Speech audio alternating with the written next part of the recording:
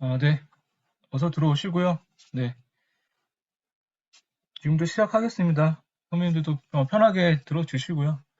어, 일요일 날 저녁이라 또 이게 식사하시고 좀 힘드실 텐데, 어, 비디오 오픈 웬만하면 해주시고요. 네. 뭐, 오늘 마지막이라서, 일단 3주차 그 산지하고, 아이고, 농지부터 해서, 네, 남유정 선생님 안녕하세요. 그, 오늘은 그 나머지 이제 농지부터 그 토지의 이제 심화 과정 있는 그때 지난주 소개 못 드렸던 거 이런 것만 좀 개념 알고 가시면 나중에 뭐 공인중개사 시험 보실 때도 좀 도움이 되실 거고요. 오늘은 농지, 산지, 그다음에 개발 사업 뭐 종류, 그다음에 뭐 기본계획 보는 거, 그다음에 이제 또 그 지구 단위 계획 뭐 하고 그다음 운비도 공매 하는 방법까지 해서 좀 이렇게 한번 나눠보고자 합니다. 일단은 오늘은 이제 지난주 2주 동안 용도 지역과 그다음에 이제 그 땅 분석하고 이런 뭐 이렇게 보는 방법들 찾아보는 것들 지난주에 한번 말씀을 드렸고, 어, 제가 마지막 날까지는 그 영상은 그 계속 틀어 놓을 거니까 몇 번씩 한번 보시고, 어, 개념을 잘 잡아갔으면 좋겠고요. 오늘은 이제 첫 번째로 농지를 한번 소개를 해드릴게요. 농지는 지난주에 말씀드린 지목상 전답 과수원이 농지다. 그러니까 전답 과수원, 지목이 전답 과수원은 농지다. 이렇게 생각을 하시면 되고요. 어, 이 전답 과수원이 아니고 뭐 국어나 뭐 국어 또 아니면 뭐 국어 외에 또 뭐 다른 이제 뭐 지목인데 뭐 논으로 쓰고 있거나 이런 것들을 이제 농지라고 하는데, 농지가 아닌 것들은 보면 지목이 전답 과수원이 아닌 토지로 3년 미만인 토지들, 경제하고 3년 미만 하는 토지는 농지로 볼 수가 없고요. 그리고 지목상 임야는 뭐다? 산지라 그랬어요. 그러니까 임야는 산지다. 지목상 전답 과수원 농지다. 이렇게만 기억을 하시면 될 것 같습니다. 그리고 지목상 목장은 초지예요, 초지. 이게 좀 어렵긴 한데 목장 용지는 이렇게 막 젖소들 이렇게 먹는 소들이 먹는 그 목장 있잖아요. 거기는 풀이 막 길게 나는 것들 있잖아요. 그건 초지라 해가지고 그건 또 초지법에 따른 허가가 있는데 우리는 초지까지는 알 필요는 없다. 나중에 좀 뭐 초지나 이런 게 많이 땅을 갖고 있다. 만약에 지목이 목장 용지다. 목이라고 되어 있는 거는 거의 초지거든요. 그런 땅은 좀 궁금하시면 뭐 나중에 저한테 전화를 주셔도 되고 연락을 주셔도 뭐 한번 말씀을 드릴 테니까. 그래서 3년 이상인 토지, 전답 과수원이 아닌 다른 이제 국어나 이런 거 같은 경우는 3년 이상인 경작을 했을 때 농지로 본다. 위 세 개는 농지가 아니기 때문에 나중에 선배님들이 뭐 농지를 취득하거나 수용당했을 때 농업 보상을 받지를 못해요. 3년 미만인, 그러니까 농지를 취득하실 때 3년 미만인 토지인지 아닌지 한번 따져보시는 게 나을 것 같아요. 3년 미만인, 전답 과수원이 3년 미만인 국어를 만약에 낙찰을 받았다. 그러면 그런 농지로는 볼 수 없거든요. 그럼 농지증 취득이 안 되기 때문에 그냥 일반 토지로 볼 수밖에 없다. 이렇게 좀 생각을 하시면 될 것 같고요. 그리고 농지는 내가 직접 그 농사를 짓는 그런 목적으로밖에 소유를 하지 못해요. 자기가 직접 농사를 짓는 걸로 해야 소유가 가능하다. 그래서 농지 취득이나 소유는 모두 농지법에 의거한다. 그래서 특히 이제 우리 외부인 같은 경우는 가장 쉽게 농지를 취득할 수 있는 경우가 주말 체험 농장을 같은 걸 주말 체험 농장 이렇게 많이 한다고 많이 주변에서 들어보셨을 거예요. 주말 체험 농장 같은 경우는 땅 330평, 그러니까 최대 1000제곱미터 이하까지밖에 주말 체험 농장은 할 수밖에 없다. 주말 체험 농장을 위해서는 1000제곱미터 이하까지 최대 1000제곱미터까지밖에 안 된다. 이렇게 얘기를 하시고, 만약 남인 선배님께서 뭐 주말 체험 농장을 하신다고 했을 때 뭐 처음에 100평, 뭐 나머지 100평, 뭐 이렇게 세 개를 쪼개더라도 세 개를 합친 게 330평을 못 넘는다라는 거예요. 그래서 일단은 농지 같은 경우는 우리 이제 계속 용도 지역 배웠잖아요. 용도 지역에 농지는 녹지 지역이나 그다음 도시 지역은 관리 지역이나 농림 지역이 많다. 그래서 도심의 녹지 지역은 이제 그 도시 지역이다 보니까 우리 뭐 이렇게 집 근처에 보면은 뭐 주말 체험 농장하고 뭐 좀 나가다 보면은 이렇게 좀 경지적인 밭이 많이 보일 거예요. 고속도로 가기 전에 막 국도변에 그런 것들은 이제 보통 녹지 지역에 많고요. 그다음에 이제 고속도로를 타고 가면서 이제 막 정말 시골 마을인데 고속도로 타고 가다보면 뭐 옆으로 막 이렇게 저 멀리 막 이렇게 막 평야 같은 거 보이고 들판 같은 거 넓게 보이는 그런 지역들 있잖아요. 그런 지역들이 보통 농림 지역이나 관리 지역이 많다. 도시 외지역이기 때문에 그렇게 생각을 하시면 될 것 같고요. 가장 중요한 게 농지는 농시증을 취급해야 된다. 농시증을 얻어야 농지 소유를 할 수 있다. 이것만 기억을 하시면 될 것 같고요. 주말 체험 영농 같은 경우는 보통 농업 경영 계획서 작성을 해요. 왜냐하면 농지는 자기가 농사를 위해 짓기 위해서밖에 취득이 안 된다는 땅이거든 원래. 그래서 지난번에 기성용하고 이제 기성용 부자 광주에 그 막 나왔잖아요. 몰랐다고 농지를 불법으로 취득했다는 게 알고 보니까 이제 그 나중에 농지 싸게 사가지고 다른 걸 하려고 했던 것 같아요. 제가 봤을 때는. 근데 그거를 이제 뭐 알고 그랬겠죠. 근데 뭐 지금 와서 또 와가지고 알고 그랬다 그러면 더 지탄받으니까 그랬던 것 같고 농지는 농지 취득 자격 증명서가 필요하다. 줄여서 농취증을 한다. 이렇게 생각을 해주시면 될 것 같고요. 농취증은 농지 취득 자격 증명서는 보통 이제 그 녹지 지역이나 관리적인 농지 취득했을 때 보통 하는데 우리 주거 지역이나 상업 지나 공업 지역에 이미 기계 발치는 건물이 다 올라갔잖아요. 근데 보통 옛날에 이제 선배님들 보면 빌라 같은 땅들 보면은 낙찰 받거나 보면은 대지인데 건물이 올라가 있는데 지목이 전으로 돼 있는 게 있어요. 전답으로. 그런 거는 이미 농지로서의 기능을 상실한 거기 때문에 굳이 농지층 뭐 증명서나 이런 거는 필요 없다. 그거는 나중에 그 건물을 졌을 때 지목 변경이 안 돼가지고 지금 그냥 전으로 남아 있는 거다 이렇게 보시면 될 것 같고요. 그리고 녹지 지역 같은 경우는 실제로 도시계획 시설로 결정된 안에 농지 같은 건 어차피 취득을 못하기 때문에 그냥 녹지 지역이나 농림 지역, 관리 지역에 있는 걸 농지를 취득하시면은 농지증을 반드시 발급을 받아야 된다. 그래서 농지증은 어디서 발급을 받냐면 만약 희정 선배님께서 어디 농지를 어떻게 구입을 하셔가지고 뭐 갔다 그러면은 각 시군청에 농지 담당 공무원한테 가셔갖고 내가 이제 그 농지를 샀는데 농지 취득 자격 증명서를 어떻게 써야 되냐 그러면 이렇게 협의를 하면은 뭐 양식이나 이런 거 다 알려드려요. 그래서 그걸 써가지고 제출을 하면은 그 서식에 따라서 검토해서 이제 넘어갑니다. 농지증을 받으면 소유권 이전이 돼요. 그래서 그걸 등기부 등본에 이제 올라가면은 그게 선배님이 이제 농지를 소유하게 되는 거죠. 그래서 저도 농지는 집은 3개 가지고 있는데 농지가 2개라서 저도 이제 뭐 농지증 해가지고 자격 소유권을 이전했는데 아직 이제 지분만 갖고 있으니까 온전한 제 땅은 아닌 거죠. 그리고 2017년도부터 2017년도부터 제주도 같은 경우는 뭐 제주 한 달 살기 뭐 제주도 가서 막 이렇게 하는 거 많이 보셨을 거예요. 근데 제주도 같은 경우는 농지 취득이 외진이 안 돼요, 이제는. 현지인만 농지증을 발급해 주기로 한 거예요. 이게 왜냐하면 중국인들이 워낙 저기 부지를 많이 사다 보니까 이제 그 거의 다 외국인 땅이 된 거죠. 그래서 그런 거를 좀 방지하기 위해서 외지인한테는 좀 농지증 발급하는 거를 제주도 같은 경우는 좀 금지하고 있다.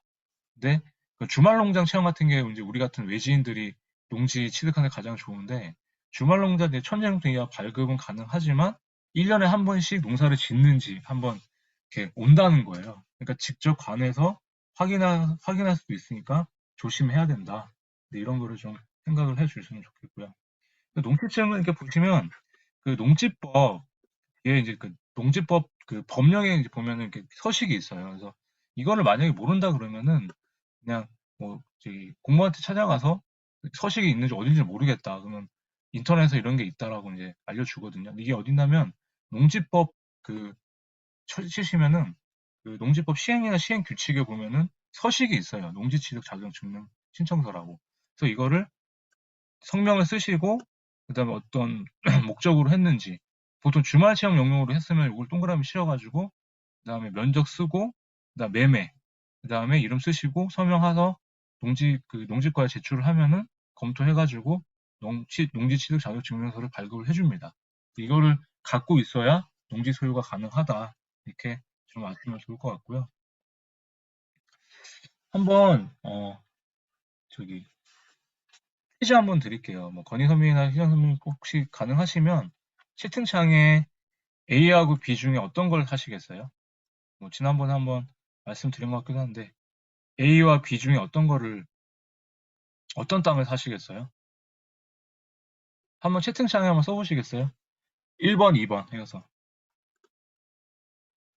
그쵸? B를 사시겠죠, B. 왜냐하면 이게 도로 문제죠, 도로.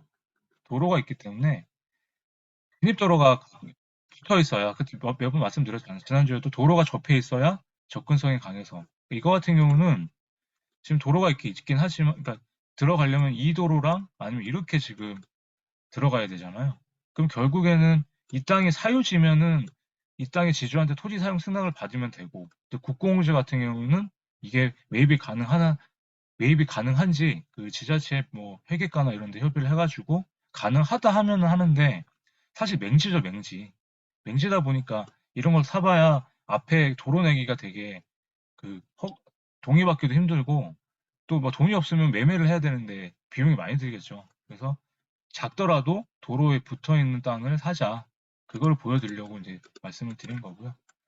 그래서 농지를 만약에 이제 붙어 있는데 선배님들이 농지를 개발하고 싶다. 내 농지를 그냥 이거 농사 짓기 싫고 그냥 땅에 봤을 때 도로에도 붙어 있고 허가 가능한 것 같은데 여기다가 내가 어떤 건물을 지을 수 있는지 확인했더니 지을 수가 있네. 그러면은 이제 그 농지 개발 같은 경우는 이제 농지를 갈아엎는 거죠. 그걸 전용이라 해요. 그러니까 농지 전용 허가를 따로 같이 받아야 되거든요. 그러니까 땅의 가장 기본적인 허가는 뭐예요? 땅의 형질 변경을 하니까 개발행위 허가를 받는데 지목이 전답 과수원 중에 하나이기 때문에 농지이기 때문에 농지 전용 허가를 같이 받아야 됩니다. 그래서 개발행위 허가 받을 때 농지 전용 허가도 같이 받아요. 그래서 농지는 그냥 산지랑 틀리게 그냥 그 농지는 어떻게 보면은 되게 경사도 완만하잖아요. 그렇기 때문에 일단은 그 개발행 허가 신청서 낼 때 농지 전용 허가 신청서를 같이 내서 주무부서에서 이제 관련 실과 협의 돌고 이제 그 검토를 합니다. 관련 과에서 농지과나 이런 데서 검토를 한 다음에 그다음에 그 검토가 끝나고 허가가 가능하다 하면은 이제 허가 결정을 해요. 그래서 근데 결정을 하면 농지 전용 허가가 이제 그 교부증 나오기 전에 인허가는 떨어졌는데 보통 이제 선배님들이 이렇게 좀 간과하는 게 인허가 비용까지는 하는데 인허가가 끝나고 나서 농지를 갈아엎었잖아요. 그러면 농지를 갈아엎었기 때문에 거기에 대한 보전을 안 했잖아요. 그거에 대한 분담금을 내야 되는 거예요. 우리가 농지를 갈아엎었기 때문에 그 돈을 내야 된다. 이제 그게 농지보전 분담금인데 그건 어떻게 계산을 하느냐? 우리 그 땅의 개별 공시 지가의 30%를 따져서 얼마만큼 농지를 내가 개발한 면적을 곱하면 이게 나와요. 그런데 공시지가가 비쌀 수도 있잖아요. 그러니까 제곱미터당 뭐 만약 농지가 10만 원이다. 뭐 그렇게 비싸지 않겠지만 근데 제곱미터당 상한선을 5만 원까지 둔 거예요. 그러니까 보통 5만 원 곱하기 30% 하고 전용 면적 해가지고 하면은 그 금액이 나오거든요. 근데 만약에 농지 전용 해가지고 농지를 개발했다 그러면은 세금도 나중에 비용에 담아 두셔야 돼요. 그래서 이런 거는 처음에 이제 컨설팅 받으실 때 내가 농지 인허가 비용, 그다음에 세금 비용, 그다음에 공사하는 비용 이런 거를 다 계략적으로라도 생각을 하시고 해야 나중에 생각지도 않은 곳에서 돈이 나가는 거를 막을 수가 있다. 이렇게 좀 말씀을 드릴 수 있어요. 그래서 농지는 이 정도로만 알고 계셔도 지목이 뭐다? 전답 과수원이 농지다. 이렇게 생각을 좀 해주셨으면 좋겠어요.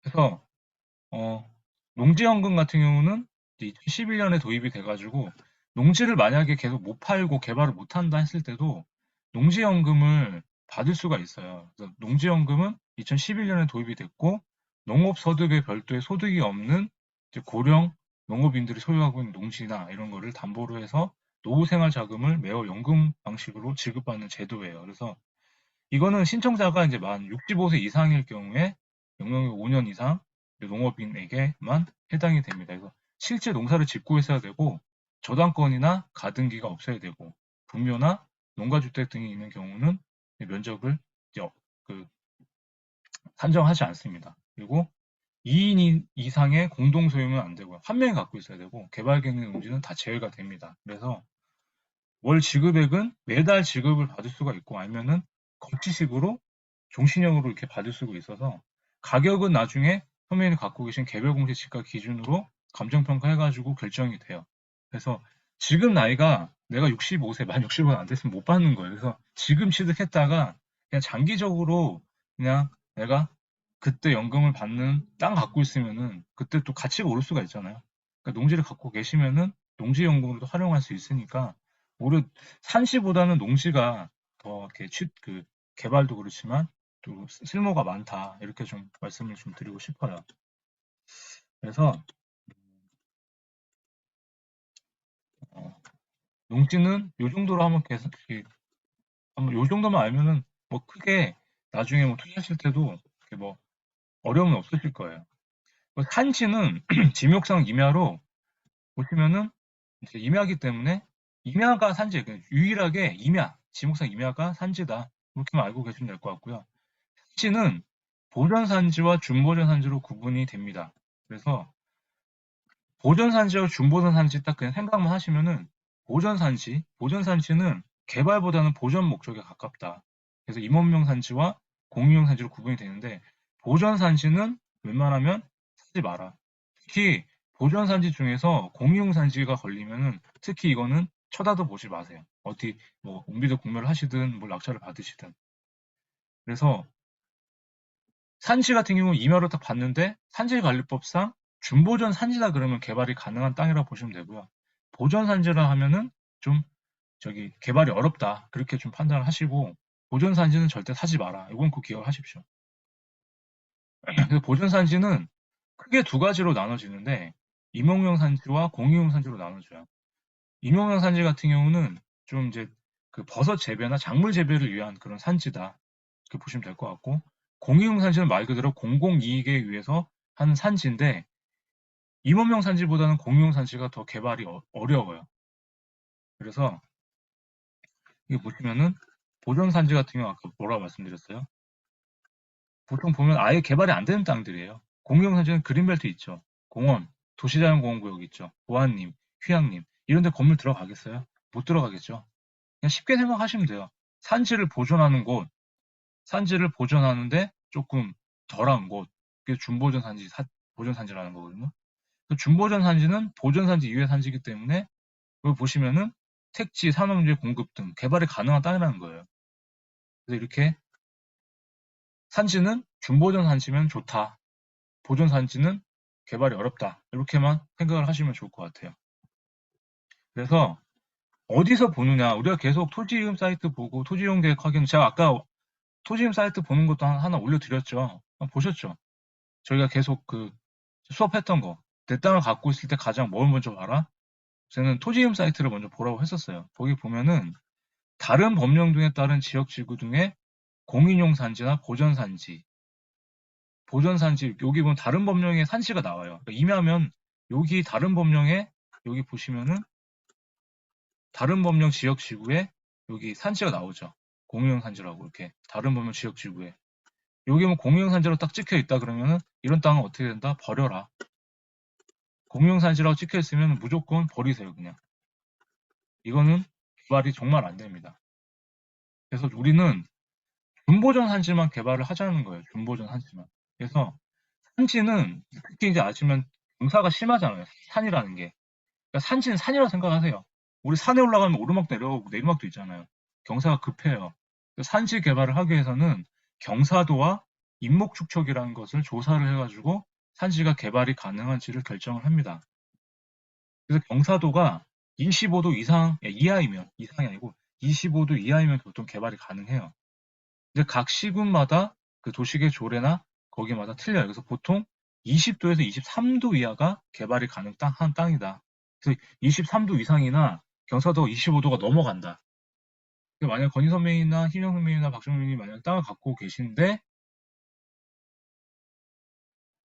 그 경사도가 25도 이상이 넘어가면 개발이 어렵다고 보시면 돼요. 그리고 인목주척이라고 게 있는데 인목주척은 뭐냐면 산지의 나무가 자라는 부피, 그러니까 나무가 얼마나 빽빽하게 있냐 그 부피를 보는 거예요. 그 부피가 나무가 너무 빽빽하게 있으면은 이거는 150% 이상이 된다 그러면은 개발을 못하게끔 이제 묶어놓는 거죠. 그래서 이렇게 빽빽한 산이라는 게 이렇게 보시고 경사도는 이렇게 개발하는데 다른 거는 다 그냥 기억하지 마시고 경사도가 25도 이상이면은 개발이 어렵구나. 인목주척이 150% 이상이면 산지 개발이 어렵구나. 그러니까 150% 이하 아니면 경사도 평균경사도가 25도 이하이면 산지는 개발이 가능하구나. 이 정도만 기억을 하시면 좋을 것 같아요. 그래서 만약에 건희선배나 희정선배께서 이 땅을 딱 봤는데 되게 빽빽해요. 굉장히 빽빽해 보이죠. 혹시 비디오 켜주실 분들은 좀 켜주세요. 얼굴 보고 좀 강의하게요. 저기 이게 빽빽하다 그러면은 굉장히 이제 이런 땅들은 딱 봤을 때 어떠세요? 어떤 느낌이 드세요? 뭐 원희선배나 희정선배께서 딱 봤을 때 이런 산에는 살고 싶다는 생각은 드실 거예요. 되게 공기 좋고 나는 자연이다 이런 사람. 근데 이게 정말 내가 어떤 뭐 개발을 목적으로 이렇게 뭘 하겠다는 목적으로 하면은 사실은 투자 가치가 되게 떨어져요. 그렇기 때문에 그냥 보기에 숲이 딱 산지에 임야인데 보기에 숲이 되게 빽빽해 보이고 경사가 높으면 사지 말아라. 그냥 저는 그렇게 말씀을 드리고 싶어요. 그래서 농지보단 아니 산지보단 뭐다? 농지를 더 사라. 그러니까 지목이 오늘 딱 기억한 건 딱 전답 과수원 이런 땅을 보시지 임야 지목상 임야 산지는 웬만하면은 보더라도 준보전 산지까지는 괜찮아요. 근데 보전 산지 아까 보여드렸죠. 여기에서 다른 법령에 보면은 산지 이제 이렇게 나와요. 산지관리법에 산지라고. 준보전 산지로 찍혀 있으면은 괜찮은데 보전 산지로 찍혀 있으면은 보통 이렇게 사지 마라. 그러니까 농지 산지보단 농지가 더 낫다. 이렇게 좀 판단을 해주시면 좋겠어요. 그래서 산지 개발은 아까 개발을 하려면 경사도와 인목주척이 맞아야 되는 이게 맞아야 개발이 가능하다. 농지는 또 어때요? 이런 제약사항이 없죠. 그러니까 농지랑 산지랑 비교했을 때 뭐가 더 낫겠어요? 농지가 훨씬 낫겠죠. 농지도 연금도 받을 수 있고. 물론 산지도 갖고 있으면 산지 연금은 없어요. 근데 토지 연금을 해가지고 전체적으로 받을 수는 있긴 있는데 그래도 뭐로 보나 농지가 좀 메리트가 있다라고 이제 말씀을 좀 드리고 싶은 거예요. 그래서 이런 땅은 사지 마라. 아시겠죠? 하나 더 보여드리면 지금 이제 선배님들이 뭐 한번 보셨을 때 이제 이종 일반적 아파트도 있고 옆에 보니까 자유녹지 지역이에요. 자유녹지 지역 같은 경우 우리가 배웠을 때 어땠어요? 그 용적률 100% 이하의 건표 20%의 4층 이하의 타운하우스나 이렇게 연립은 아파트는 안 되더라도 연립주택까지 주택은 가능하다고 했었잖아요. 그럼 이런 땅은 나쁘진 않죠. 바로 옆에 아파트도 있고 그냥 자연녹지 지역이 있는데. 근데 여기가 어디냐면 남양주 화석 그 마석 쪽이에요. 마석 화도읍 쪽에. 근데 이 땅이 굉장히 개발이 안 되고 있어요. 몇십 년 동안. 근데 그 이유가 뭐냐면 여기 보이시죠? 흥선대원군 묘가 있었어요. 이렇게. 우리 그 고정 아버지 그 세국 정치에 있는 흥선대원군 묘가 여기 딱 있고 여기가 문화재 국가지정 문화재로 지정이 된 거예요. 그러다 보니까 문화재가 있으면 어떻게 되냐? 보세요. 이 땅이 지금 보면 여기가 아까 봤던 이 흥선대원군 묘가 국가문화재거든요. 국가문화재라서 아, 여기 보면은 문화재가 있다 보니까 여기에요, 여기. 그럼 여기는 개발을 못 해요. 그리고 지금 보면 1구역에 해당이 되죠, 1구역에. 여기 잘 보이지 않는데 1구역에 해당이 돼서 여기는 개발을 못 한다. 문화재 그 허가를 문화재청에서 지을 수 있다라는 허가를 받아야 건물을 지을 수가 있다. 이런 개념이다 보니까 지금 여기 같은 경우는 완전히 다 녹색이 1구역이죠, 1구역. 그러니까 선배님도 이런 땅을 사셨는데 문화재가 있어요. 문화재 보호가 딱 찍혀 있거든요. 그 타법에. 토지임 사이트 보면 다른 법령에 대한 지역 지역을 보면 거기에 문화재 보호가 이렇게 찍혀 있는 게 있어요. 그런 거 찍혀 있으면은 웬만하면 사지 마세요. 만약 사더라도 여기 3구역으로 나와 있죠. 3구역. 높게 못 져요. 문화재가 있으면 문화재 이상으로 건물을 지을 수가 없어요. 그러면 이런 아파트는 어떻게 졌을까? 좀 특혜 시비가 있겠죠. 분명히 지금 그 바운더리 보면은 지금 여기 국가문화재 한 이 정도가 지금 1구역인데 여기서 봤을 때도 한 이 정도가 돼야 1구역이 보이잖아요. 이렇게 보면은 역량 검토 구역을 하는 게. 근데 여기는 아까 뭐였어요? 아파트가 지금 들어가 있잖아요. 그죠? 이만큼이 빠진 거예요. 그러니까 이만큼을 문화재청에서 뭐 로비를 했든지 뭐 심의를 통해서 이 부분이 빠지니까 여기서 아파트를 짓게끔 해준 거죠. 그러니까 이런 게 되게 좀 많아요. 근데 우리 같은 사람들은 이런 걸 뭐 저기 그런 힘이 없잖아요. 뭐 권선미나 희정선미 가가지고 문화재 청 가가지고 막 뭐 싸우고 뭐 이럴 건 아니잖아요. 만약 개발하신다고 했을 때. 그러니까 이런 땅들은 웬만하면 좀 피해라. 문화재가 가까이 있을수록 개발이 어렵다. 그래서 문화재가 가까이 있는 땅들은 웬만하면 좀 물어둬라. 그래서 오늘 기억하실 거는 보존산지 땅 하지 마라. 그 다음에 산지가 빽빽하거나 경사도가 심한 땅들은 웬만하면 피해라. 그다음에 문화재가 가까이 있으면 사지 마라. 이거는 좀 기억을 해주시면 좋겠어요. 산지는 산지정보 시스템에서 또 이렇게 아주 자세하게 볼 수가 있거든요. 산지는 산지관리법에 따라가고요. 산림청에서 담당을 합니다. 그러니까 산림청에서 전체적으로 관리를 하고요. 각 지자체 산림과 공무원들이 그 각 담당 지역에서 그렇게 하고 있어요. 그래서 산지정보조에 들어가셔갖고 산림청, 산지정보 시스템 산림청 이렇게 나오거든요.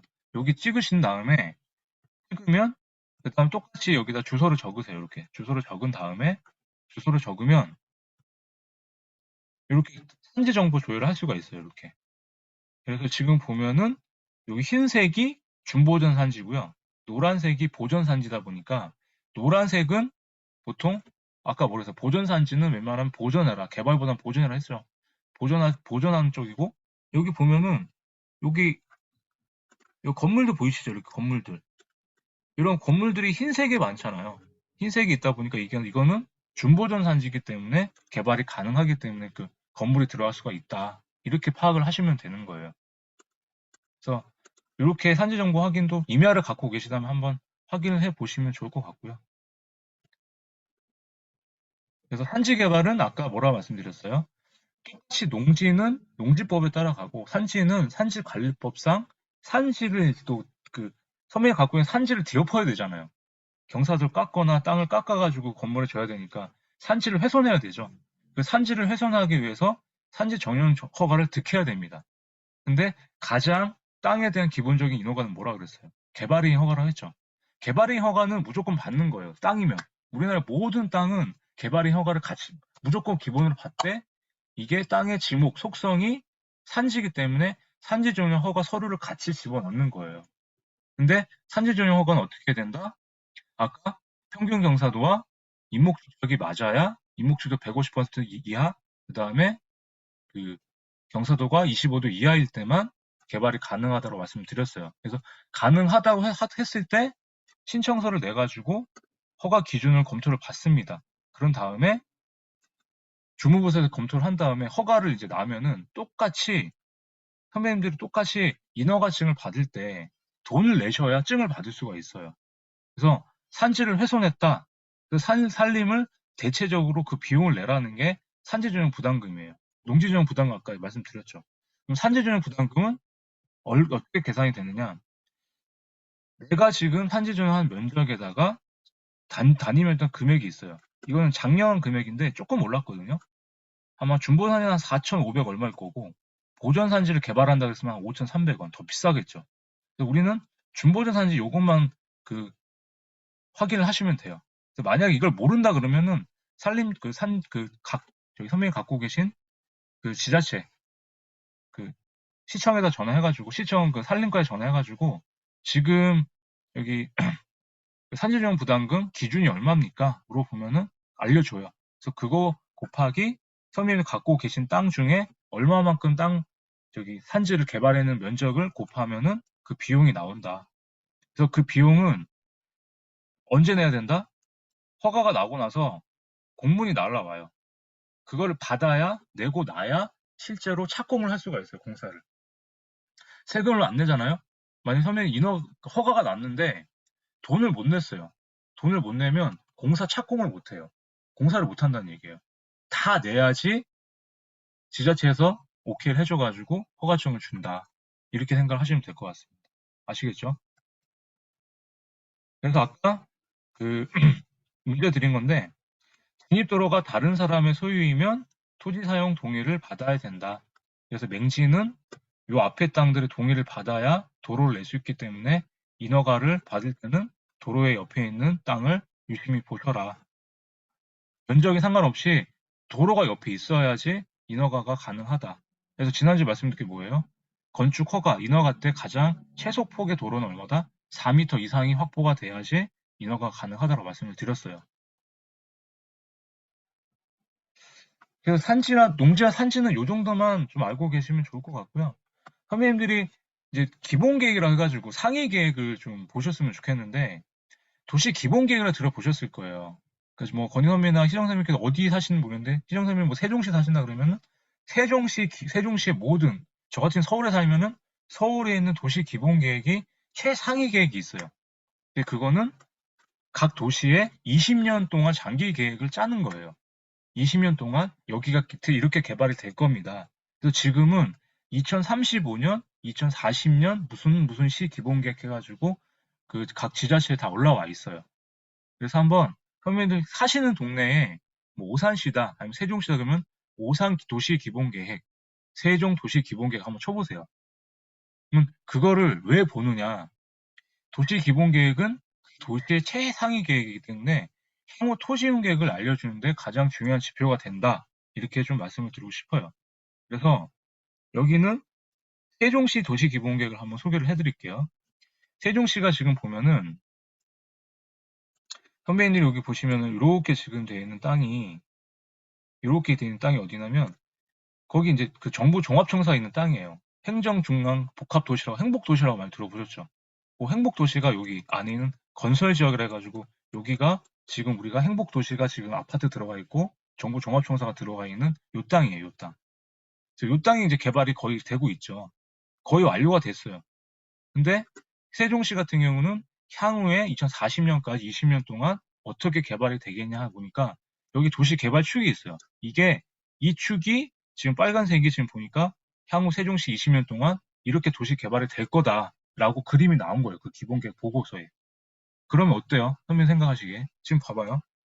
그럼 지금 여기는 이 행복도시는 지금 개발 다 됐으니까 이 축을 따라가면은 어디가 걸려요?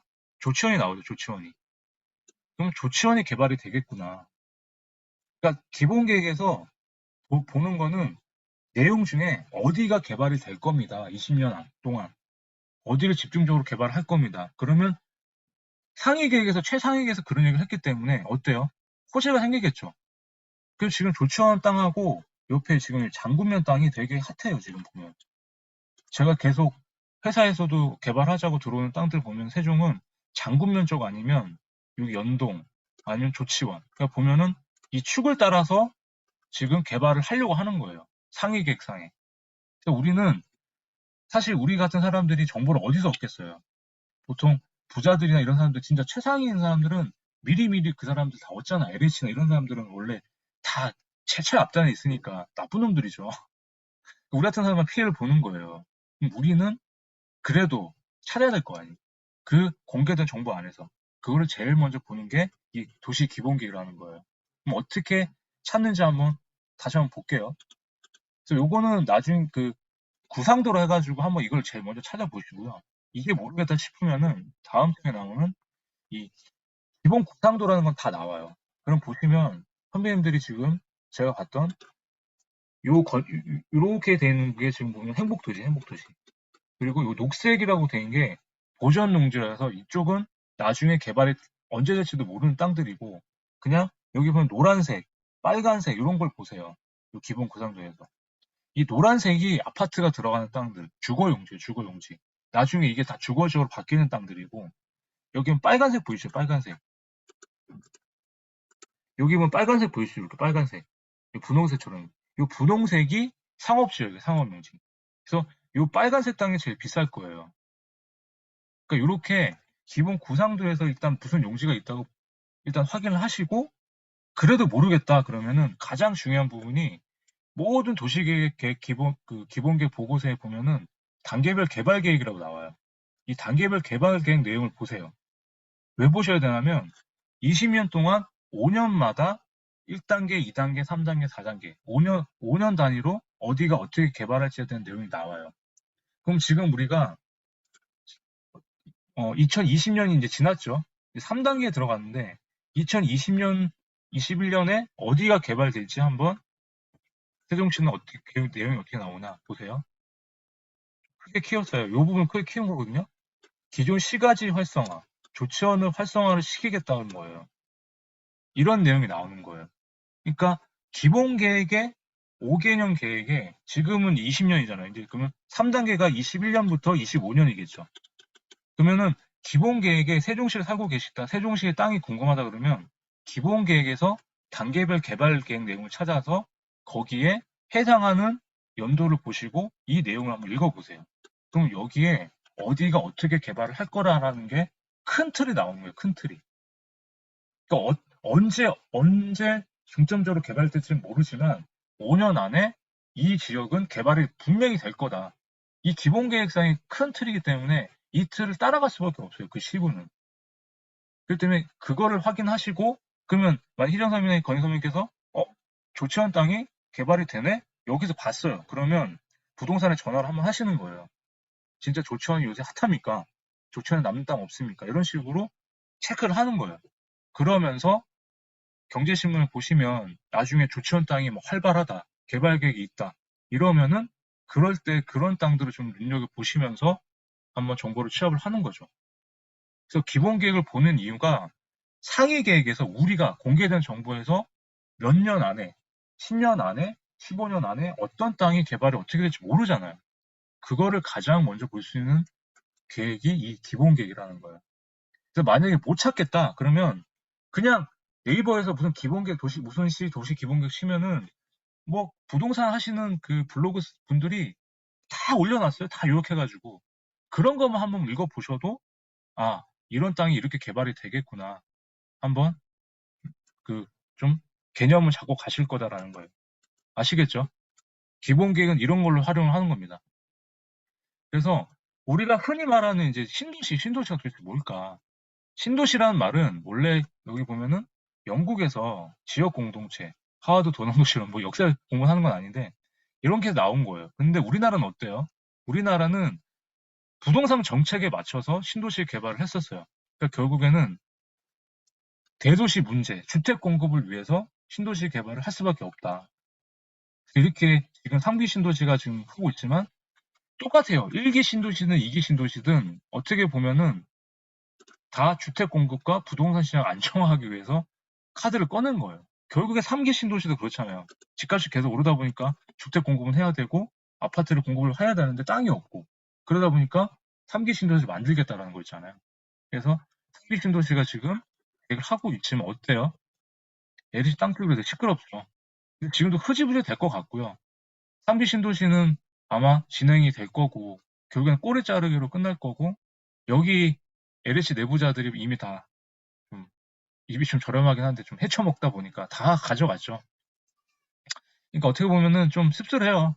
그러니까 이런 거를 우리가 좀 미리 우리도 알고 있으면 같이 좀 해먹지. 자기네끼리 다 먹고 나서 좀 그런 게 좀 안타깝죠. 그래서 요새는 어떤 개발 사업이 있는지 한번 뭐 들어보셨을 텐데 뭐 도시개발 사업이 뭐냐, 택시개발 사업이 뭐냐, 뭐 산업단지가 뭐냐 이런 거 그냥 용어만 그렇게 좀 기억을 해주시면 좋겠어요. 그래서 지금 우리가 민간에서 가장 아파트를 많이 짓기 위해서 하는 그 개발 사업이 이 도시개발 사업이고요. 우리가 흔히 말하는 신도시 개발 사업은 이 택지개발 사업이에요. 이 차이가 뭐냐면 보시면 택지개발 사업은 공공에서밖에 못해요. 근데 도시개발 사업에서는 법인, 토지 소유자 조합 있죠. 민간에서 가능하다는 거예요. 그래서 신도시는 택지개발 사업이다. 도시개발 사업 같은 경우는 우리가 흔히 말하는 민간이 하는 사업, 민간이 짓는 아파트 사업이다. 그래서 지금 도시개발 사업이 활발하다 이렇게 생각하시면 좋을 것 같고요. 산업단지는 말 그대로 공장만 들어가 있는 땅, 공장만 들어가 있는 땅이 산업단지다 이렇게 생각하시면 되고요. 그리고 선배님들이 이제 저기 가장 좀 관심이 가는 재개발 재건축이 바로 이 정비 사업이에요. 도시 정비 사업을 해가지고 재개발 재건축이 여기 들어가 있는 거예요. 우리가 뭐 지금 개포, 잠실 같은 지금 서울에 오래된 아파트들 많잖아요. 그 아파트 사업이 정비 사업이라고 하고요. 정비 사업이 근데 그 좀 법정 용어다 보니까 우리 흔히 말하는 요게 재개발 재건축 하는 게 요 사업이에요. 요 사업. 요 사업은 뭐다? 재개발 사업이나 재건축 사업은 최소 10년이 걸리기 때문에 우리가 언제 봐야 된다? 보통 조합이 결성돼가지고 건축 심의가 들어갈 때쯤 그때 그런 뉴스를 보고 거기 안에는 뭐 빌라나 뭐 이런 데 투자를 하시면 입주권을 받을 수가 있다. 이렇게 좀 생각하는데 장기로 보기 때문에 정비 사업도 조금 위험한데 지금 서울은 어때요? 오세훈 시장 바뀌면서 이쪽 재개발 재건축을 좀 민다는 얘기가 있죠. 그리고 재정비 촉진 사업은 이 재개발 재건축이 난개발이 되니까 옛날에 그 이명박 대통령이 얘기했던 뉴타운 아시죠? 뉴타운 사업. 그 뉴타운 사업이 재정비 촉진 사업이다. 이렇게만 알고 계시면 될 것 같습니다. 이런 게 있다는 것만 그냥 기억을 하세요. 그래서 제가 이걸 펼쳐놓은 거는 뭐 도시에 와서 아까 설명드렸고요. 주택 건설 사업이라고 있는 게 이게 지역주택조합 들어보셨죠? 지주택.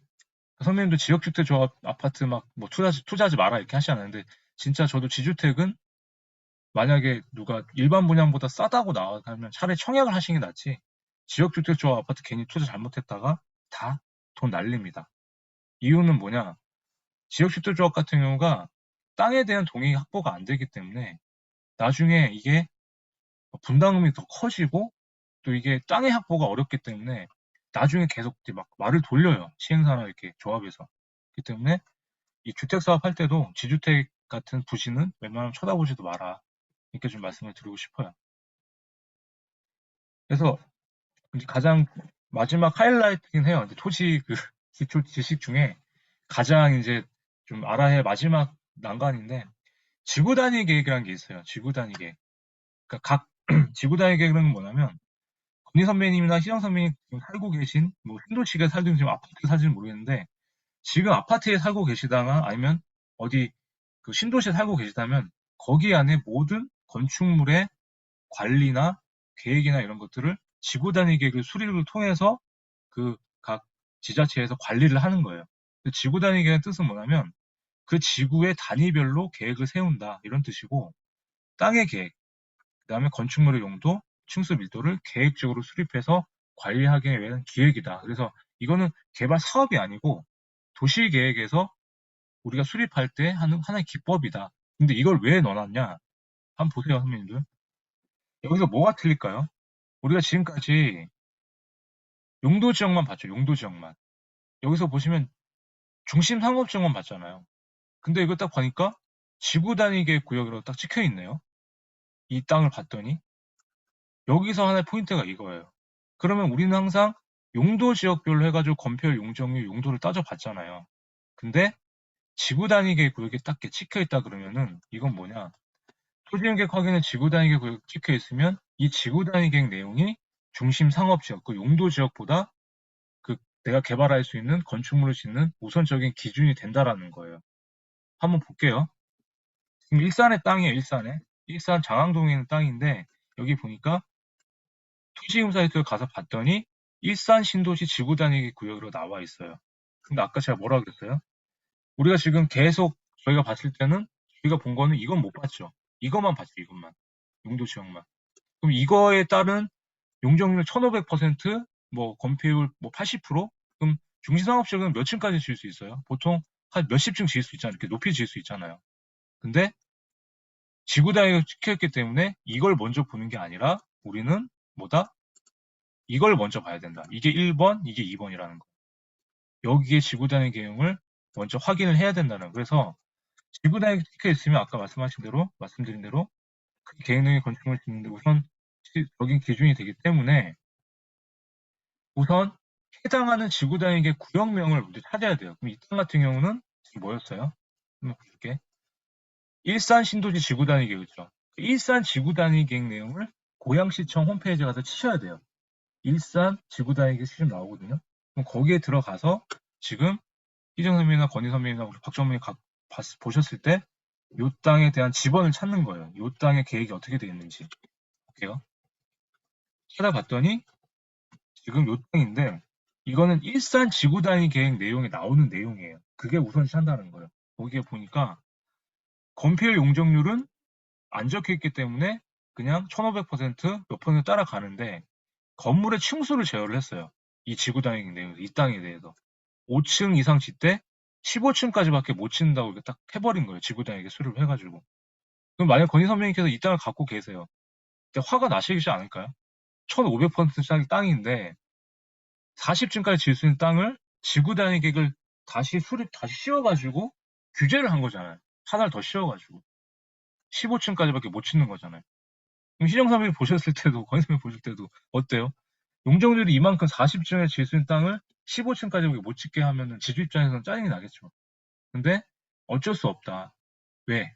지구단위계 수립한 이유가 좀 지주 입장에서는 짜증날 수밖에 없는데 결국에는 시에서 관리를 하기 위해서 계획적으로 관리를 하려고 하다 보니까 이 지구단위계 수립을 하는 거거든요.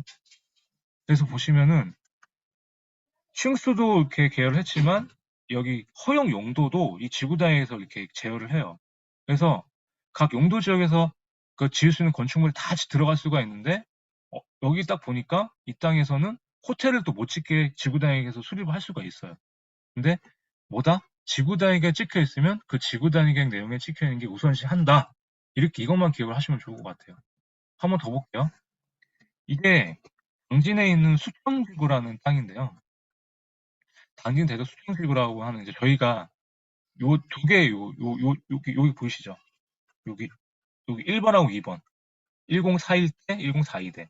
요 땅을 저희가 회사에서 개발을 했었어요. 3년 전에. 저희가 같이 시행사랑 돈을 투자해가지고 저희 본부에서 요 땅을 개발했거든요. 지금은 지금 공사 중이에요. 다 올라갔어요. 그래서 뭐 CGV 뭐 극장 들어가 있고 당진에서 랜드마크가 지금 되어가는 부지인데 여기도 보니까 일반 상업지역이에요. 일반 상업지역인데 아까 제가 뭐라고 했냐면 보실 때 일반 상업지역인데 수평지구 지구 단위 계획으로 지키게 된 거예요. 그러니까 개발 사업이 끝나면 모든 개발 사업이 들어가면 아파트가 들어가고 할 때 나중에 관리를 위해서 지구 단위 계획 수립하시나 보면 되거든요. 그럼 만약에 이 땅도 토지임 사이트를 떼보면은 지구 단위 계획 구역으로 찍혀 있어요. 근데 그 지구 단위 계획 구역 우선시한다 했죠. 일반 상업지역이지만. 지구 단위 계획 내용에 건폐율 70%에 용적률 70%, 700%까지 한 거예요. 근데 여기가 당진도 일반 상업지역이 1000%까지 할 수 있는 땅이에요. 근데 어때요?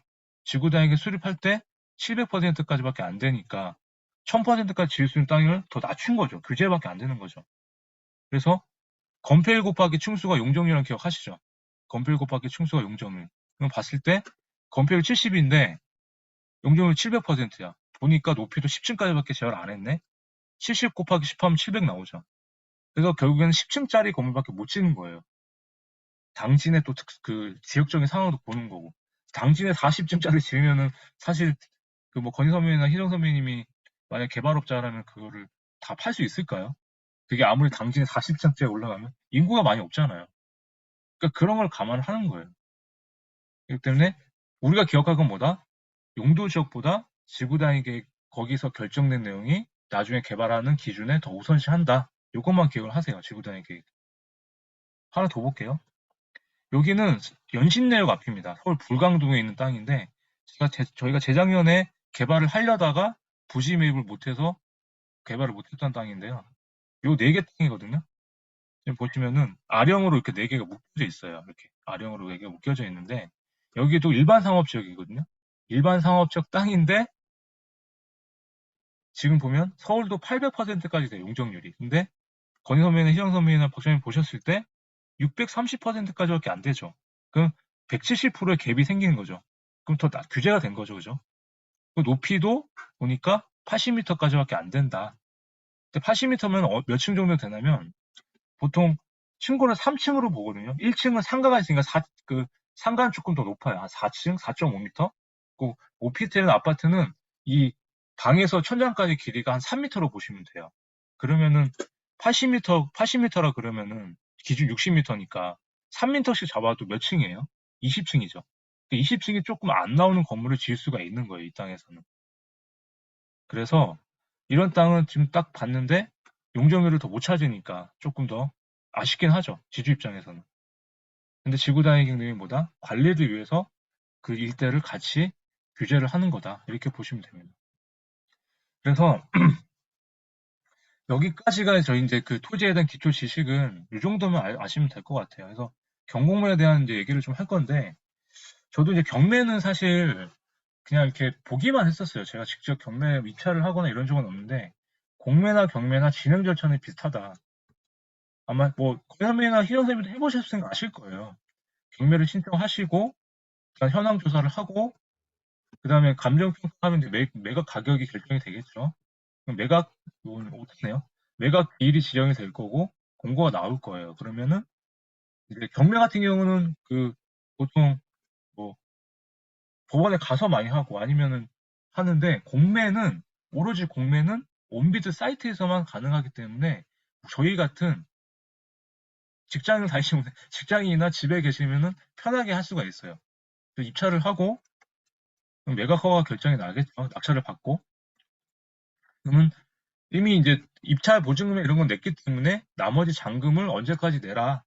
그런 다음에 소유권 취득하고 이제 내통이 되는 거예요. 이런 절차로 가는 똑같은 보시면 되고요. 그래서 만약에 경공매를 했을 때 알아야 될 지식이 뭘까 한번 찾아봤는데, 이건 책에도 나와요. 선배님들이 이제 온비드 공매나 경매를 만약 하시게 되면은 일단 내 땅에 대해서 다 배웠던 거거든요. 내 땅이 어떻게 돼 있는지는 알아야 될 거 아니에요. 1차 조사를 해야 되겠죠. 그럼 어떻게 해야 될까요? 처음에 이제 입지 분석, 내 용도 지역이 뭐고 앞에 도로가 있는지, 주변 환경이 어떤지, 임장을 가서 이런 입지 분석을 해야 되는데, 일단 1차적인 분석으로 제일 먼저 뭘 하자 그랬어요? 건희선배는 희정선배님께서 만약 경매를 하거나 공매를 하셨다. 땅이 나와요. 그러면 토지용객 확인원, 토지임 사이트 가서 우리 용도 지역이 뭔지 확인을 하는 거죠. 지목이 뭐고 면적이 얼마고 용도 지역이 뭔지, 땅의 용도가. 저도 제일 먼저 확인하는 게 이거거든요. 토지임 사이트 가서 오늘 올려드린 또 영상 있죠. 그거 보시면서 토지용객 확인원, 토지대장, 등기부 등본 일단 확인을 먼저 하세요. 그럼 주거지역이냐 상업지역이냐 뭐 이제 아시잖아 이렇게. 그러면 어느 정도 뭐 그 도시계획 조례 사이트 가가지고 용적률 검표를 찾고 용도지역에서 지을 수 있는 건축물 지난주에 다 알려드렸죠. 기억이 안 나시면 한번 2주차 영상을 다시 보세요. 거기서 찾아가지고 오케이 됐어. 그러면 이게 내 실제로 용적률 검표도 알았고 몇 층짜리 건물 얼마만큼 올라갈 수 있겠네 하면서 상상하면서 한번 건축 무엇인지 조사를 해보세요. 그런 다음에 등기부 등본까지 떼 보셔가지고 내가 낙찰을 받았을 때 뭐 인수해야 될 권리가 있는지, 아니면 공매 같은 경우는 사실 권리 분석을 안 하는 땅들이 많기 때문에 공매가 더 쉬울 수도 있거든요. 근데 경매는 어때요? 저당권 잡혀 있죠. 뭐 어디 근저당권 설정이 돼 있죠. 뭐 이런 게 다 엮여 있잖아요, 막 이런 게. 그러니까 그런 게 나중에 인수할 때 말소가 되느냐 안 되느냐, 그런 거는 조금 더 디테일한 거는 뭐 나중에 혹시 지금 제가 후속 과정으로 사실은 이제 실전 토지 활용 방안이나 용비들 제 땅 샀던 것들 뭐 이렇게 많지는 않은데 제가 했던 경험들 좀 나눠보려고 준비는 하고 있는데, 혹시 관심이 있으시면 제가 나중에 한번 6월 중에 한번 좀 해볼까 해요. 또 이렇게 실제로 같이 스터디 하자는 분들이 많아가지고 방을 따로 마련했어요 지금. 근데 준비하고 있는데 저도 제가 이제 어떻게 꾸려 나갈지 좀 이제 좀 고민이 돼서 실제로 도움을 드려야 되는데, 이제 그런 것들 할 때 한번 이 권리 분석을 한번 얘기를 한번 드려볼게요. 그리고 나서 우리가 어땠어요? 1차 조사 끝났으면 어떻게 한다 그랬어요? 현장을 가야 되겠죠. 이제 임장을 가는 거예요. 임장 갔을 때 뭐가 있을까? 토지와 대상지가 얼마나 진입 가능한지가 뭐예요? 도로랑 붙어 있느냐 없느냐, 맹지냐, 이런 걸 보는 거죠. 그리고 토지의 물리적 현황으로 진짜 경계가 어떤지, 면적이 어떤지, 그리고 산지라 그러면 경사도와 인목 축적이 어떤지 이런 것까지 확인을 하는데, 사실 경사도랑 인목 축적 같은 경우는 우리가 얼마인지 몰라요. 아까도 제가 말씀 안 드렸는데 잠깐 빠뜨렸네요. 산지 개발할 때 만약에 희정 선배나 건희 선배 임야를 갖고 계세요. 상속을 받거나 어떤 땅이 있는데, 그럼 산지에 대한 개발할 때 경사도 인목 축적은 어디서 의뢰를 받는다면, 아까 말씀드렸던 개발행위 허가할 때 각 시 군청 앞에 허가방들 있죠. 측량 설계사무소나 뭐 인허가 사무소, 그런 데 가셔가지고 경사도나 이목 축적이 얼마인지 한번 좀 알고 싶다. 그런데 그런 것도 비용이 들긴 해요. 왜냐하면 그 사람들 프로그램을 돌려야 되거든요. 근데 한번 보고 상담을 받으면 가능하다라고 이제 거기에 좀 그쪽 인허가청의 앞에 있는 그 사람들은 그 지역만 일을 했기 때문에 잘 알아요. 그래서 요런 아까 말씀드린 탄지를 샀다면 요 경상도 이목축척은 그런 데 가서 한번 의뢰를 받아서 실제로 개발이 가능하냐 한번 물어보세요. 저도 그렇거든요. 그러고 난 다음에 도로가 있는지, 폭 4m가 되는지, 현황도로 지적도가 있는지, 그리고 상하수도가 묻혀 있는지, 지금 뭐 어떤 게 있는지 한번 다 확인을 하셔야 된다는 거예요.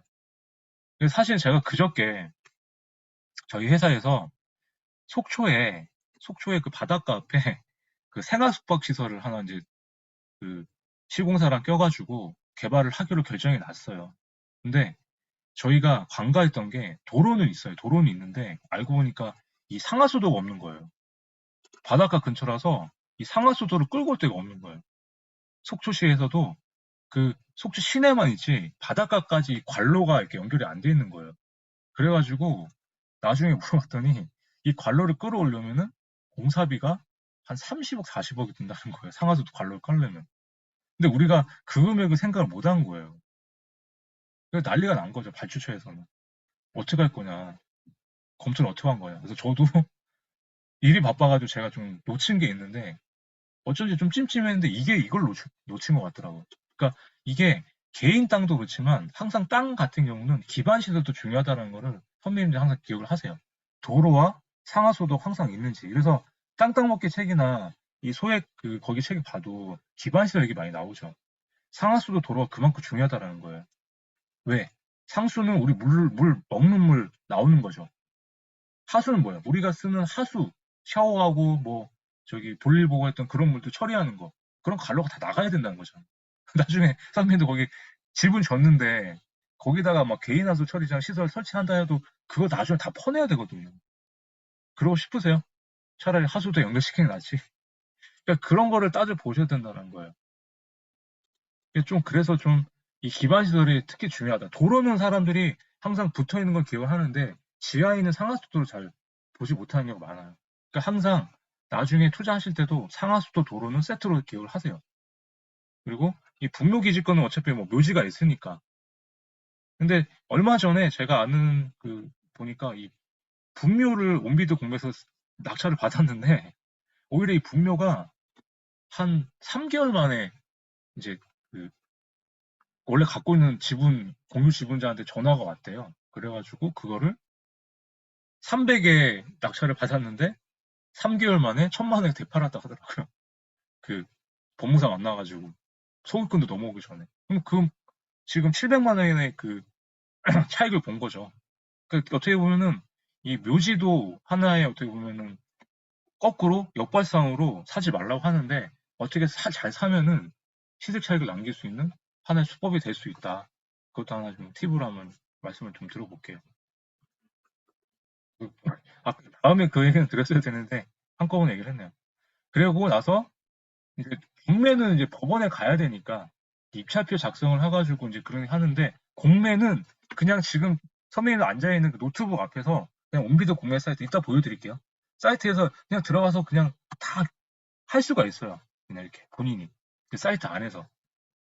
그러고 나서 똑같이 경매든 공매든 똑같이 낙찰로 위주가 되면은 대극 즉 기한 통지서 송부가 됩니다.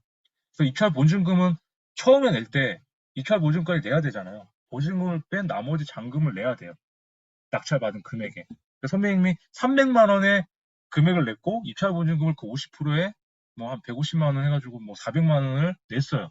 근데 지금 땅값이 뭐 지금 공매나 경매 금액이 1000만 원이고 600만 원 남는 거죠. 그럼 600만 원을 나머지 잔금을 내야 돼요. 근데 돈이 없어요. 어떻게 해요? 그냥 난리칠 건 아니죠. 그러면 이제 토지는 지금 좀 바뀌고 있는데 그 전까지만 해도 토지가 최대 80%까지 농협이나 이런 은행에서 대출이 돼요. 그걸 갖고 대출 받은 거 갖고 잔금을 내는 거죠. 그 이자만큼.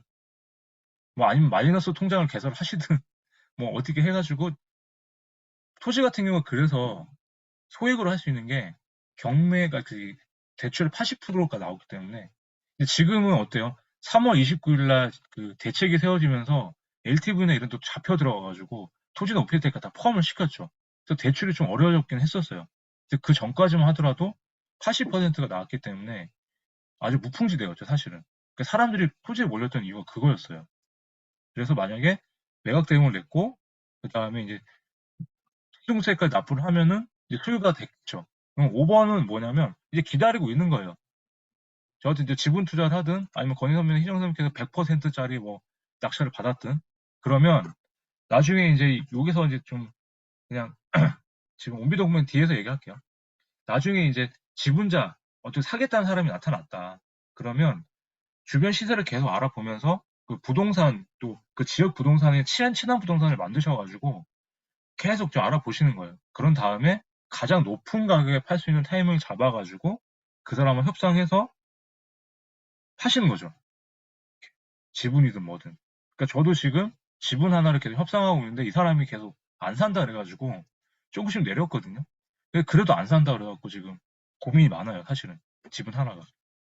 한 10평 갖고 있는 건데 양양에 있는 땅이거든요. 그래서 좀 그런 건 이제 근데 경매는 제가 땅 경매는 잘 안 해봤는데 땅 경매도 지금 책에 보니까 이런 경우로 해서 항상 우리는 뭐가 제일 중요하다 주식이든 뭐든 매도하고 나서 싸게 산 다음에 비싸게 되파는 게 해야 우리가 남는 돈을 버는 거잖아요. 그걸 우리는 하자라는 거예요. 그걸. 아시겠죠? 그래서 나중에 5번까지 이런 식으로 결정이 된다. 공매 얘기를 한번 해볼게요.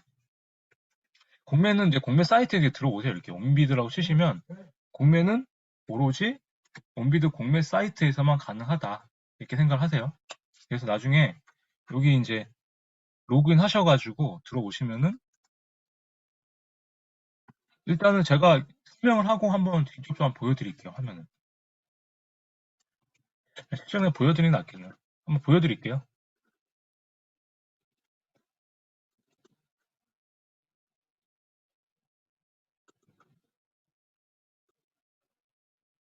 지금 다시 제가 로그아웃 하고 여기 온비드 공매 치면 이렇게 아까 화면 뜨거든요. 보이시죠?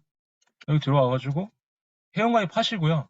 로그인 하시면 로그인 할 때 인증서로 하는데 인증서는 우리 은행 그거 말고요. 4,400원짜리 범용 아시죠? 범용 券이걸로 사셔야 돼요. 이게 있어야 1년 동안 4,400원짜리 이거 해야 그 온비드 공매에 참여를 할 수가 있어요. 일반 은행 그걸로는 안 됩니다. 그래서 만약에 제가 이렇게 들어갔어요. 들어갔어요. 이렇게. 들어갔으면 부동산에 들어가셔서 물건을 치세요. 물건 치시면 이렇게 뜨죠. 뜬 다음에 우리는 토지, 그 다음에 전체. 그리고 온비드 공매는 월요일 아침 10시부터 수요일 5시 반까지만 열립니다. 장이. 월요일 10시부터 수요일 5시까지. 그 3일만 열려요. 공매는.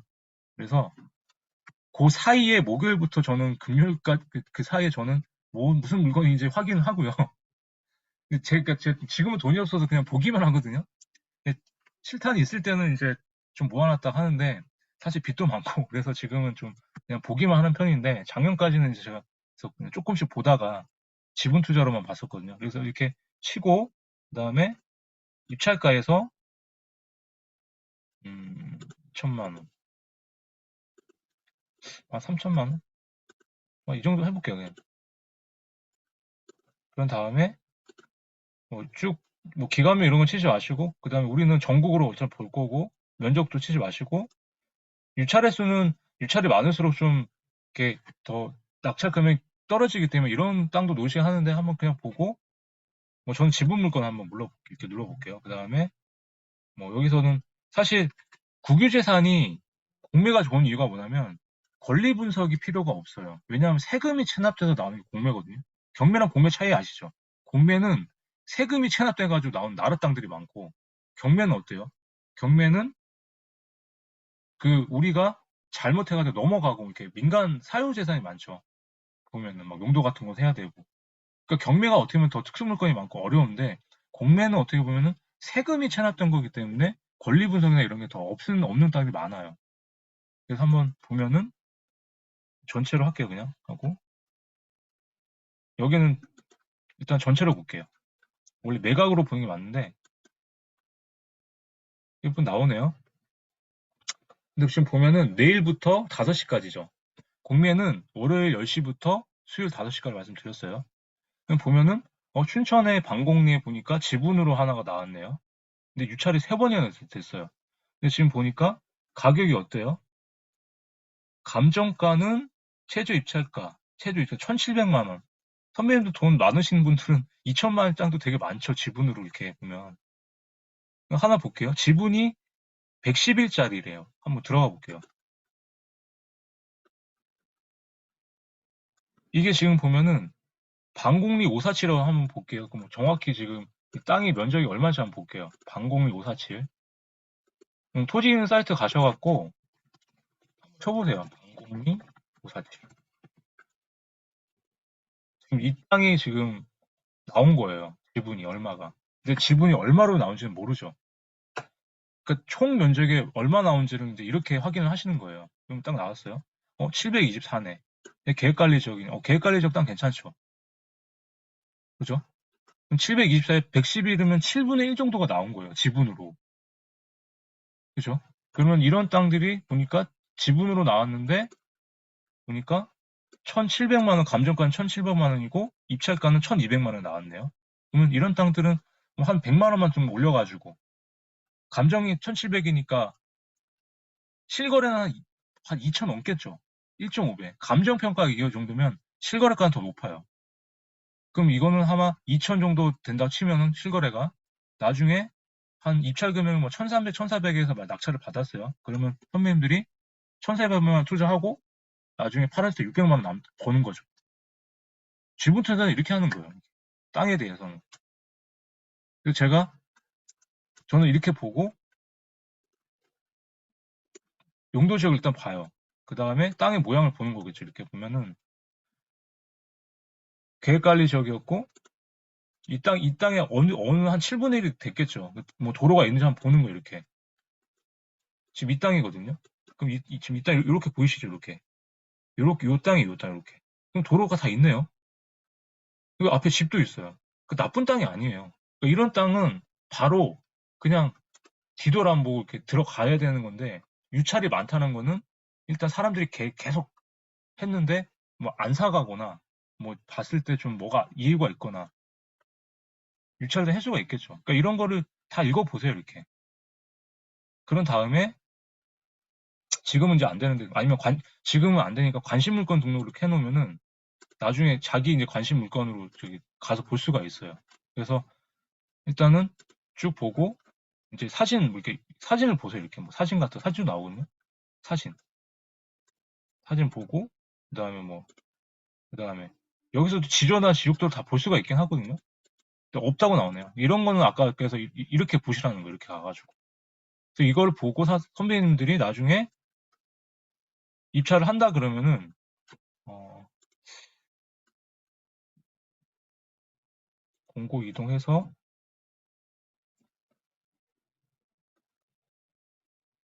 공고문 쭉 나오거든요. 이렇게 쭉 나오고 지금은 여기 보니까 5월 6일부터 계속 지금 입찰한다고 나와 있고 그리고 공동 입찰도 가능하다고 나오고 근데 보통 공동 입찰 같은 경우는 서류를 또 이렇게 막 둘이서 막 내야 되고 하니까 저는 웬만하면 그냥 혼자 이렇게 하시는 걸 좀 추천을 드려요. 제가 예전에 공동 개발 준비했다가 그 몇 분들 돈 얘기하니까 좀 되게 싫어해가지고 저는 차라리 그럴 바에는 혼자 이렇게 하는 게 낫다는 생각이 들어서 그래서 일단은 이렇게 한번 보시고 지금 창이 안 열리는데 그거는 제가 뒤에 그 파워포인트로 한번 설명을 좀 드릴게요. 되는지 잠깐 한번 더 들어가 볼게요. 보면 지금 아직 그 활성화가 안 되어 있네요. 그러니까 정보만 나와 있고 이게 보면은 그 창이 열려가지고 밑에 이렇게 나오거든요. 이렇게 그 입찰하라고. 그래서 아니면은 입찰하는 그 방법을 모르면은 그 제가 하나 저기 뭐 영상이나 이런 거 있으면 한번 찾아서 한번 좀 올려볼게요. 그래서 이렇게 해서 월요일날 10시부터 수요일 5시까지 이제 물건을 이렇게 봐가지고 선배님들 이렇게 쭉 보시면 많이 나와요. 지분으로 이렇게 보면은. 되게 많죠. 1,400만 원 보면 뭐 2,200만 원, 1,000만 원 밑으로도 있긴 있어요. 근데 1,000만 원 밑에는 거의 산지가 많아서 좀 산지는 어떻게 돼요? 산지는 받으면 조금 그런 게 있는데 그런 거는 한번 뭐 시험 삼아서 한번 해보고 싶으면 하나 사셔갖고 그냥 갖고 있다가 파는 것도 한번 뭐 그런 거 경험해보시고 상관없고요. 그래서 일단은 이렇게 하는데 다시 한번 그 PT 돌아가서 한번 설명 다시 한번 드릴게요.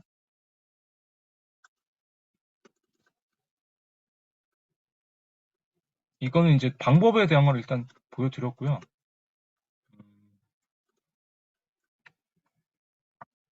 제가 여기서부터 다시 한번 보여드릴게요. 아까 말씀드린 대로 이렇게 들어왔고, 이렇게 지금 찾아서 들어오는데, 처분 방식 같은 경우는 보통 임대 물건도 많은데, 우리는 지분 선택하고 매각을 선택하세요, 그냥 아까. 여기. 요 큰데 처분 방식에서 전체로 아까 들어갔는데, 그냥 매각을 클릭을 하시고요. 임대는 사실 더 안 좋아요, 좀. 우리는 매각만 보시는 거고, 용도는 토지후 전체 선택하시고, 소재지는 관심적인 없으면 그냥 전체로 아까 제가 보여드렸죠. 그리고 자산은 아까 권리 분석이 필요 없는 물건부터 찾자고 했는데 저는 전체를 다 눌렀어요. 그냥 전체 다 누르세요, 그냥. 근데 권리 분석이 없는 거는 보통 수탁재산, 국유재산, 공유재산. 여기 보면은 국유재산, 수탁재산, 그다음에 공유재산. 그러니까 나라 땅들은 권리 분석이 필요가 없어요. 그냥 세금 미납됐기 때문에. 그런 땅이 근데 그냥 우리는 지분 투자할 거면은 사실 가족 지분, 공유 지분자들, 민간 사람들이 많거든요. 그래서 그런 걸 해가지고 한번 해보자. 일단은. 그래서 그 권리 분석은 나중에 시간이 된다면 추후에 또 다른 뭐 특강이 있거나 그럴 때 한번 소개를 좀 해드릴게요, 제가. 그런 다음에 아까 물건은 이제 들어오는, 아까 물건 보여드렸죠, 이렇게 쭉쭉. 그래서 공매는 통상적으로 월요일 오전 10시부터 수요일 오후 5시까지 진행이 됩니다. 그리고 오로지 온비드 공매 사이트에서만 갈 필요가 없어요. 선배님들이 회사에서 점심시간에 입찰을 해도 되고 아니면 하루 쉬어가지고 아침에 잠깐 반찬해서 하고 와도 되고 이게 가능하다는 거예요. 그래서 경매는 진짜 유료 사이트가 많아서 조회수 신뢰도가 떨어지긴 하는데 공매는 조회수 부분이 중요해서 조회수가 많으면 인기가 높습니다. 그래서 조회수가 많은 거를 위주로 한번 보세요. 그래서 이런 식으로 나온다. 요거는 제가 3월 말에 요 땅을 들어갈까 하다가 보니까 너무 비싼 거예요. 그래서 뭐 8,400만 원? 840만 원이구나. 840만 원짜리. 이런 것도 있어요, 이런 거. 임야. 비싼 게 아니라, 요런 땅 요거 들어가려다가 한 몇백만 원에 모자라가지고. 아마 결혼하고 혼자 살았으면 계속 이거 샀을지도 모르겠어요. 그냥 돈 모아가지고. 근데 땅 살 돈이 아니라 얘들 학비가 너무 비싸서. 그게 문제네. 그래서 관설동 땅, 이런 것도 있었고, 그러니까 아까도 이제 요거 관설동 땅은 지금 아까 3월 말에 들어가려고 했던 땅이었는데, 이거 보시면은 요것도 임야예요, 임야. 임야인데 이게 150제곱미터인데 이게 되게 땅이 좀 이렇게 생겼는데 요 일부가 나온 거예요. 일부 한 6분의 1, 한 4분의 1. 근데 보면 아예 이런 땅이라서 어때요? 아까 말씀드렸죠. 막 빽빽해 보이고 왠지 뭔가 좀 있어 보이지 않아요? 이렇게 보면은. 요까지만 해도 요 앞에만 해도 좀 뭐가 있는데 요 땅이 보면은 요 뒤에가 다 산이에요. 이렇게 보면. 근데 결국은 보면 어때요? 이건 떻게 생각하세요? 이렇게 땅이 지금 보면 다 쪼개져 있죠. 임인데 쪼개져 있어요. 기획부동산 땅이에요. 보시면 딱 보면 맞아요. 기획부동산 땅 딱 다 놨는데 지목이 뭐예요? 임야잖아요. 이렇게 잘라놓으면 대지로 해가지고 해야 되는데 이런 땅 사가지고 잘라놓고 어떻게 한다 해서 1주차 때 제가 말씀드렸죠. 이런 땅이 기획부동산 땅이라서 이런 땅들이 걔네가 회사가 망하거나 세금이 밀리면 이런 땅들이 공매로 나오는 수가 있거든요. 그래서 이런 땅들은 사야 된다? 하지 마라.